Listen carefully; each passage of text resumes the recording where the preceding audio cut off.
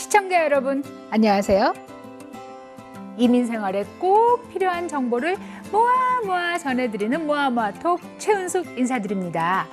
자, 이민 생활 제가 자꾸 얘기하고 있는데요. 오늘이야말로 이민 생활에 가장 필요한 정보를 다 모아봤습니다.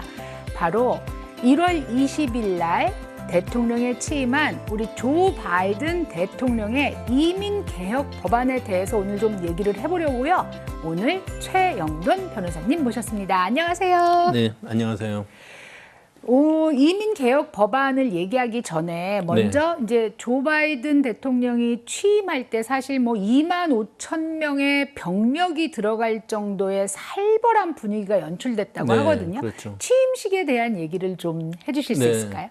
그 취임식 하면은 보통 일반적으로 생각할 때 굉장히 축제적인 분위기지 않습니까? 네. 근데 참 아쉽게도 취임식 전 한 2주 전인가요? 1월 6일 날 의사당에 이제 폭도들이 이제 들어와서 그 흔적이 아직도 가시기 전 이제 그런 곳에서 이제 취임식이 열렸는데 어디 뭐 군사 기지를 방불케 할 만큼 굉장히 삼엄한 뭐 경비 속에서 이제 엄숙한 분위기에서 이루어졌지 않습니까? 그래서 일반적으로 많은 사람들이 와서 이제 취임식에 참여하는데 그날 아주 조촐하게 이제 치루어졌죠. 그래서 TV나 이제 라디오를 들으면서 이제 그 취임식을 본 분들이 많고 저도 라디오를 이제 들었는데 혹시라도 어떤 또 뭐 돌발 사고가 벌어지지 않을까 그런 그 생각에 아주 그 마음 졸이면서 이제 끝까지 이제 들었는데 다행히 뭐 무사히 잘 끝났죠. 네, 여러 가지 악재 중에서 이제 코로나와 폭동 이 두 가지가 굉장히 크게 작용을 해서 참 역사에 남을 취임식을 할 수밖에 없었는데요. 그래도 이번 취임식에 굉장히 특별한 점이 있었다면 어떤 게 있을까요? 일단 바이든 대통령의 취임사를 한번 살펴보고 싶은데요. 취임사의 이제 내용은 뭐 처음부터 끝까지 화합, 단결, 뭐 하나가 치유, 되자. 이런 메시지를 전달하셨는데 On this January day, my whole soul is in this, bringing America together, uniting our people, uniting our nation. And I ask every American to join me in this cause. Yet hear me clearly. Disagreement must not lead to disunion. And I pledge this to you. I will be a president for all Americans. All Americans. 어떤 뭐 정치적인 이념이나 정책을 주장하기보다는 나는 미국 국민들의 모든 국민들의 대통령이다. 나를 찍었던 안 찍었던 나는 당신들을 위해서 일을 할 거다. 그러면서 지금 우리가 굉장히 어려운 시기를 이제 앞에 두고 있는데 이것은 역사가 우리한테 준 기회라고 생각한다. 이런 얘기를 하면서 우리가 힘을 모아서 마음을 모아서 이 어려운 시기를 극복해 나간다면은 우리는 꼭 이룰 수 있을 것이다. 이런 그 용기와 희망을 주는 메시지였다고 볼 수 있겠습니다. 그러니까 화합, 단결 뭐 이런 얘기를 했다는 거는 그동안 사실 분열이 됐었다. 지난번에 나오셨을 때 사실 미국 국민의 반이 이제 그 트럼프 대통령을 지지했다고 볼 수 있다. 투표 숫자로 볼 때. 그럼 그 사람들을 어떻게 할 것이냐라는 얘기를 하셨었어요. 그러니까 이제 지금 새로 대통령이 된 우리 조 바이든 대통령께서는 화합을 목적으로 한다. 근데 이제 그거 말고 취임사 말고도 좀 특이한 점들이 있었다 그래요. 그렇죠. 그 취임식 보면 순서에 뭐 가수들이 나와서 노래도 하고 했지 않습니까? 그래서 이번에 뭐 제니퍼 로페스, 레이디 가가 이런 분들이 나와서 아주 훌륭한 이제 노래도 불렀는데 바이든 대통령의 취임사 바로 뒤에 나온 순서가 시 낭독이었습니다. 시 낭독인데 이름이 이제 그 아멘다 콜맨이라고요. 이제 보신 분들은 다 기억하시겠지만 22세에 흑인 전 처음에 소년 줄 알았는데 알고 보니까 여성이더라고요. 22세에 고등학생 어린아이처럼, 정도밖에 맞아요. 예, 굉장히 네. 체구도 왜소하고 이제 그런데 이 아멘다 콜맨이 5분 동안 시낭독을 하는 동안 그 장중은 아주 그냥 고요했어요. 그 낭독에 이제 귀를 기울이다 보니까 그리고 TV나 라디오를 듣는 분들도 이게 뭐지 할 정도로 굉장히 파워풀하고 감동적인 시였거든요. 근데 본인이 썼나요? 네, 17세 와. 그 하버드 재학 중에 네. 시인으로 이제 등단을 했다고 해요. 예, 그런데 나이제리아 출신 이민자 어머니 손에서 이제 그 자랐는데 이번에 이제 시 낭독을 이제 부탁을 받고 굉장히 좀 책임감을 느끼고 무거운 생각에 계속 어떻게 써야 할까 이제 그런 고민을 하고 있었답니다. 그런데 주제는 화합이라는 이제 그런 이제 그 주제를 이제 받았는데 계속 써 내려가다가 한 반밖에 못 썼는데 1월 6일 날 이제 그 의사당 난입 사건이 터지면서 그 밤에 이제 그 시를 다 완성했다고 영감이 정말 영감이 그때. 들어서 예. We've seen a force that would shatter our nation rather than share it, would destroy our country if it meant delaying democracy. And this effort very nearly succeeded. But while democracy can be periodically delayed, it can never be permanently defeated.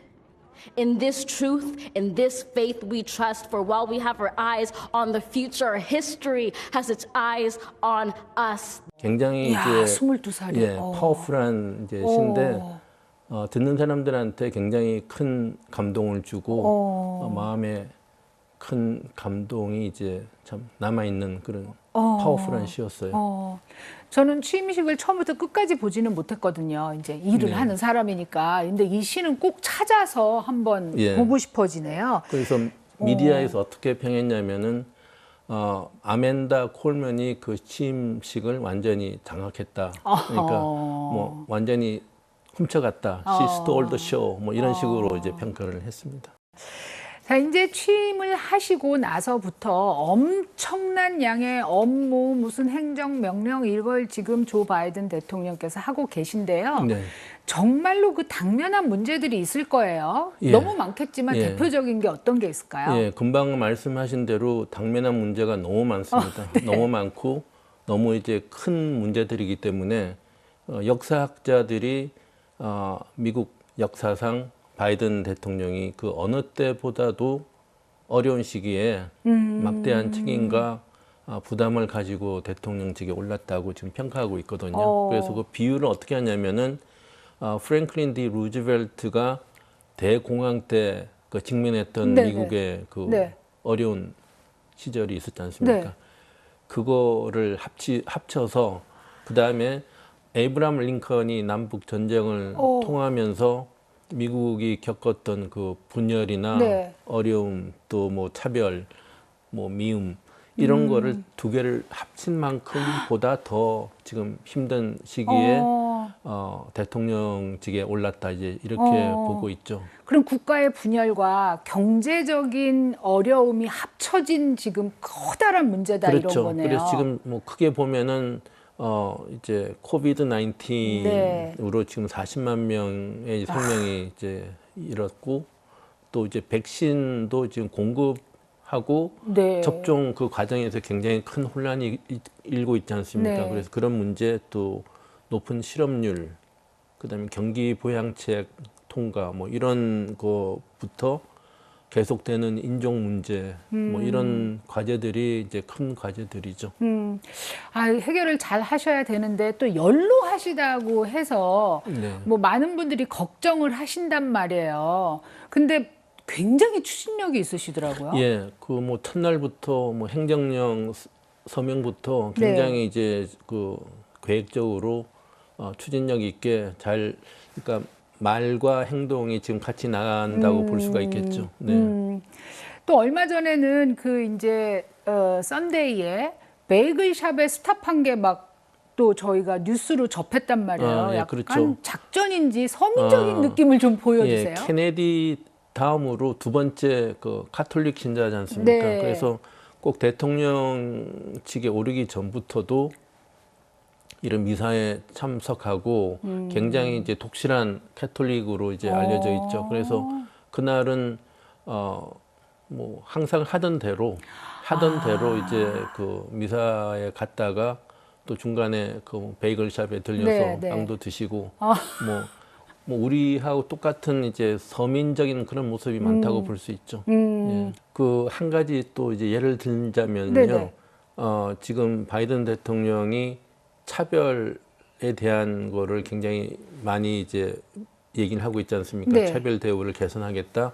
그래서 자기 그 대통령의 그 밑에 직원들, 네. 그 공무원들을 한 몇천 명 모아놓고 처음에 선사하는 날이 있었습니다. 네. 근데 그날 뭐라고 했냐면은 다른 사람을 이렇게 리스펙트하지 않거나 네. 차별 대우한다는 것을 내가 본다면은 보고를 받으면은 즉시 해고시키겠다 이제 그런 말을 할 정도로 이런 그 서로 간의 존중이나 차별 대우 이런 거를 굉장히 이제 근절하려고 하는 그런 모습이 보이는 것 같습니다. 거기에서도 이제 화합을 이 모토로 삼는 대통령이다라는 걸 보여주는 것 같네요. 잠시 쉬고 와서 이제 그 가장 우리 초미의 관심사가 되고 있는 이민개혁 법안, 조 바이든 행정부의 이민개혁 법안에 대해서 이야기해 보도록 하겠습니다. 모아모아톡 오늘은 최영돈 법무법인의 최영돈 대표 변호사님과 함께하고 있습니다. 뭐 많이 아시겠지만 우리 최영돈 변호사님은 저희 한인타운에서 굉장히 오랫동안 또 변호사 일을 하셨고요.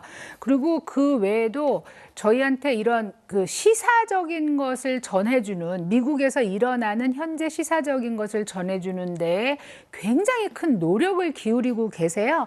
근데 이제 그러다 보니까 뜻이 같지 않은 사람들한테는 좀 공격도 받으시는데요.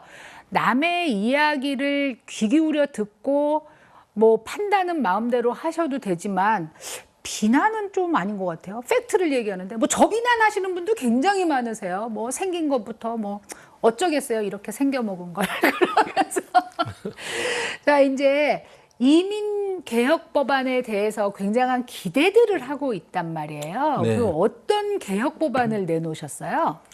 굉장히 이제 야심찬 아주 포괄적인 이민 개혁안을 내놓긴 하셨는데요. 네.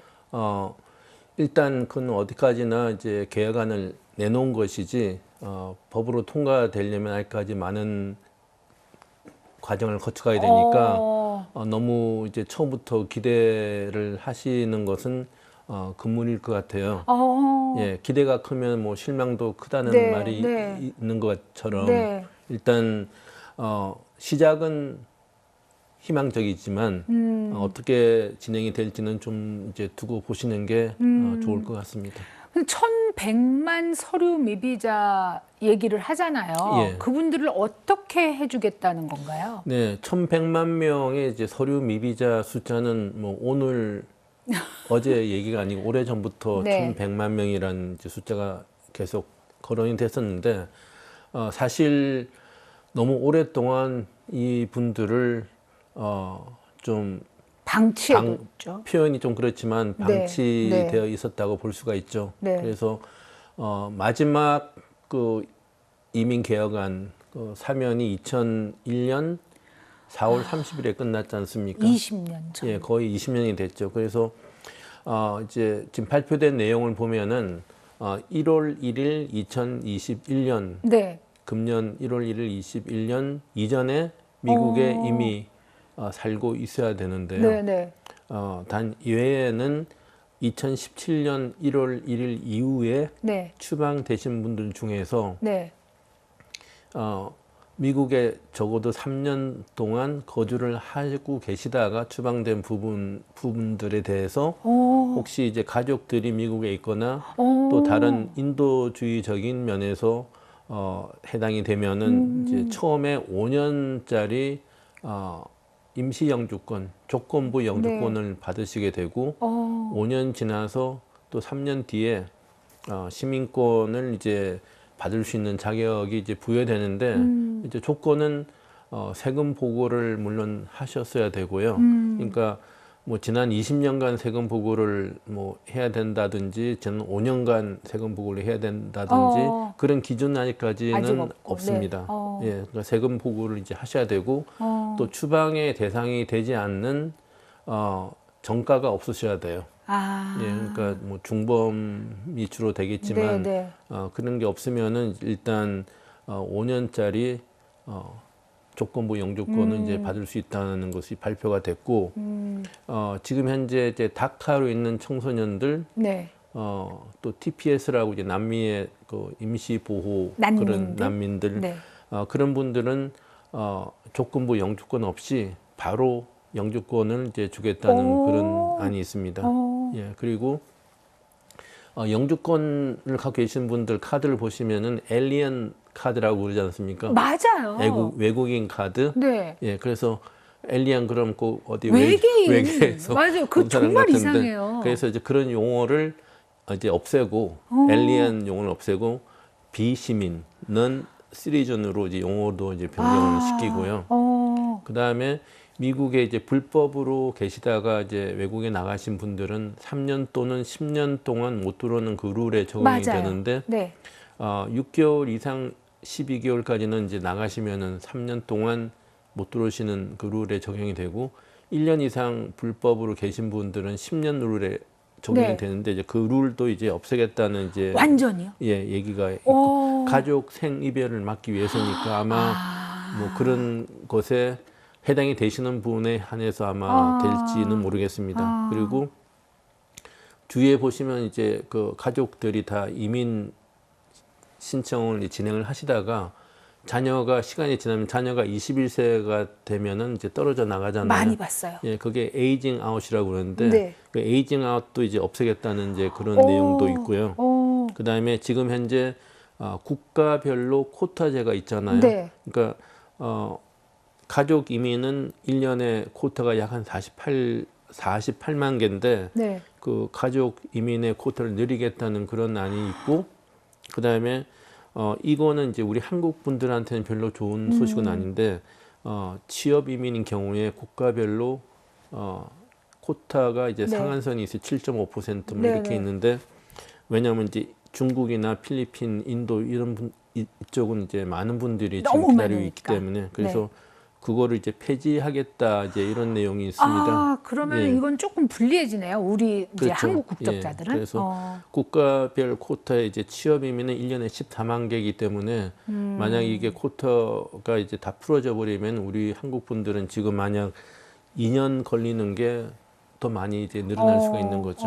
예. 가족 이민을 완전히 없애버리겠다고 했었던 그 정도였었는데 네. 지금은 인도적인 차원에서 가족 이민, 그다음에 가족과의 관계를 훨씬 더 중요하게 생각하는 그런 느낌이 들어요.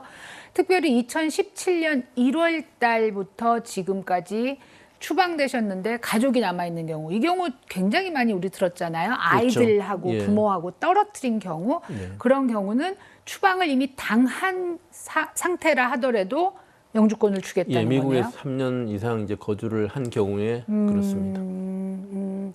제가 이제 조금 그 이해 못하는 게 있었어요. 이민에 대해서 얘기를 예. 할 때 그게 뭐냐면은 그 뭐 한 몇백만 개의 영주권 번호가 남아 있다. 그래서 이거를 지금 쓰면 굉장히 많은 사람들한테 영주권을 줄 수 있다고 하는데 네. 영주권 번호가 남아 있다는 게 무슨 뜻이에요? 그러니까 지금 취업 이민이 1년에 14만 개, 그다음에 가족 이민이 48만 개. 이거는 의회에서 이제 통과된 숫자이기 때문에 네. 이걸 임의대로 바꿀 수는 없어요. 그런데 지금 이제 적체 현상을 이제 좀 풀어 보려고 하다가 보니까 네. 이전에 예를 들어서 2015년도에 네. 가족 이민 코타가 48만 개인데 40만 개밖에 이제 사용이 안 됐다 치면은 8만 개가 남아 있지 않습니까? 네네네. 그래서 그거를 이제 지난 한 뭐 20년간 그걸 숫자를 합쳐 보니까 네. 상당한 이제 한 300만 개 오. 정도의 코타가 이제 쓸 수 있는 게 있다는 이제 그런 얘기를 하는 거죠. 그러니까 번호가 남아 있다는 뜻이 매년 그러니까 쿼터로 정해져 있는 그 넘버를 채우지 못한 것들을 다 모으면 지금 몇백만 개가 되니까 그렇습니다. 그래서 이민 적체 현상을 풀어보겠다 이러잖아요. 예. 그렇지만 사실 지금 뭐 그 이민 적체 현상을 풀기 위해서 300 몇십만 개를 하겠다. 또 이 저기 이제 서류 미비자들을 뭐 구제하겠다 이렇게 얘기를 할 때 그 많은 인력은 도대체 어디서 날까요? 네. 다 잘랐다고 들었는데. 다시 또 채용을 하겠죠. 그리고 이민국은 다른 부서하고 틀려서 네. 정부에서 이제 그 재정 예산을 받는 게 아니고 네. 이제 신청자들이 내는 그 수수료로 운영이 되는 기관이거든요. 작년에 그 얘기 듣고 저 깜짝 놀랐어요. 예. 그래서 지금 뭐 그 급행 수수료도 이전에 1,440불 받던 게 2,500불씩 받고 2,500불이요? 예. 예. 그래서 만약 1,100만 명이라는 이제 서류 미비자가 신청을 한다면은 네. 한 사람당 뭐 1,000불을 받는다고 치면은 이거 얼마야? 거의 한 10 빌리언? 100억? 100억 예, 불이요? 그 정도 되겠죠. 1,000만 명, 오. 100억, 1,000억. 예, 아. 1,000억. 예, 그러니까 엄청난 이제 그 재원이 생기는 거죠. 그래서 뭐 그 돈으로 충분히 인력을 쓰고 써서. 또 뭐 적재 해소를 할 수 있지 않을까 생각이 듭니다. 지금 이제 굉장히 희망적인 얘기를 하고 있지만 아까 처음에 시작할 때 우리 처형돈 변호사님께서 너무 크게 기대는 하지 말아라고 하셨어요. 그 예. 이유가 뭐예요? 일단 이 그 법안이 통과되려면은 상원에서는 60표가 이제 있어야지 통과가 됩니다. 예, 근데 지금 아시다시피 그 민주당이 50석, 공화당이 50석. 반반. 예, 반반인데 일단 2013년도에 마지막 그 이민 계약안 투표가 있었습니다. 그 당시에 마크 루비오, 그다음에 린시 그레엄 이런 상원들이 거기 다 동참을 했던 의원들인데 지금은 반대를 하고 있거든요. 그래서 지금 바이든 대통령이 내놓은 이 포괄 이민 계약안은 통째로 통과되기는 이제 거의 좀 힘들다고 이제 보시는 게 현실적일 것 같고 일단 이제 다카나 TPS를 먼저 해서 다카는 뭐 민주당이나 공화당이나 그렇게 큰 반대가 없어요. 네. 예, 국민들의 정서도 그렇고 그래서 다카하고 TPS가 이제 먼저 좀 해결이 되고 나서 아마 부분적으로 하나씩 이렇게 나가지 않을까 그런 예측을 전문가들이 하고 있죠. 그렇지만 아예 안 하지는 않겠죠. 그렇죠. 그렇습니다. 예. 그 이제 걱정하는 게 이렇게 말만 실컷 해놓고 나중에 아무것도 안 할까 봤는데 차근차근 해결을 할 것 같다고 지금 말씀을 하세요. 저희 지금 제가 이 말씀을 들으면서 갑자기 생각난 건데 이 1,100만 명이라는 숫자가 뭐 네. 그보다 더 많을 수도 있고 서류를 하려면 변호사님들 무지하게 바빠지시겠어요? 만약 한꺼번에 통과가 된다면 예, 네. 그럴 수 있죠. 네. 예. 와, 이민 지금 변호사님들 작년 사실 재작년에 굉장히 힘드셨다고 들었거든요. 이제 계속해서 제한이 생기니까 이러다 밤새서 일하시게 되겠네요. 예, 뭐 실제로 2001년도 그 마지막 사면 있을 때는 뭐 진짜 24시간 사무실을 가동했었었죠. 네. 진짜 쌍코피를 흘리고 힘든 시간이 되더라도 이민 개혁 법안이 통과를 해서 신분 때문에 어려움을 겪고 계신 우리 동포 여러분들께 큰 희망이 되었으면 좋겠습니다. 오늘 또 이런 여러 가지 시사와 좋은 말씀 너무 감사드리고요. 다음번에 또 부탁드립니다, 변호사님. 네, 알겠습니다. 감사합니다. 감사합니다. 시청자 여러분, 이제 희망이 자꾸만 있다고 말씀을 드려요. 백신도 희망이고 또 이민개혁 법안도 희망이고 너무 나쁜 쪽만 보지 말고 좋은 쪽을 보면서 좀 더 밝은 그런 나날을 보낼 수 있게 우리 서로 노력했으면 좋겠습니다. 마스크 아직 쓰시고요. 거리 유지하시고 손 깨끗이 씻으시면서 자, 코로나가 물러가는 그날까지 건강하게 버티시길 바랍니다. 안녕히 계세요.